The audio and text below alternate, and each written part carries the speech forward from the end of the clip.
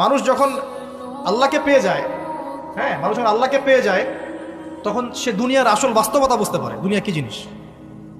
আলী রাদিয়াল্লাহু আনহুর একটা বই পড়ছিলাম, চিন্তা ভাবনাগুলো ওনার কিছু লেখা ছিল, কিন্তু এগুলো সব জায়গায় আসে নাই। এই বইগুলো সবাই পায় না, কিন্তু রেয়ার বই।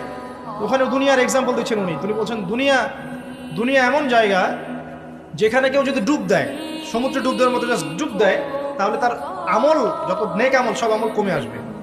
এটা কিন্তু বাস্তব। তিনি বলছেন দুনিয়া হচ্ছে সাপের মতো। কেমন? সাপের মতো, ধরতে নাকি খুব সফট লাগে, কিন্তু এর বিষ যদি একবার ঢুকে দেয় শরীরে আর রেহাই নাই। কথাগুলোর গভীরতা অনেক বেশি। এক জায়গায় লিখছেন উনি যে আমি দুই শ্রেণীর মানুষকে নিয়ে খুব সমস্যা আছে।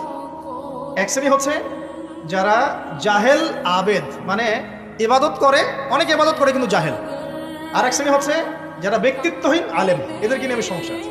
আলেম কিন্তু কোনো ব্যক্তিত্ব নাই।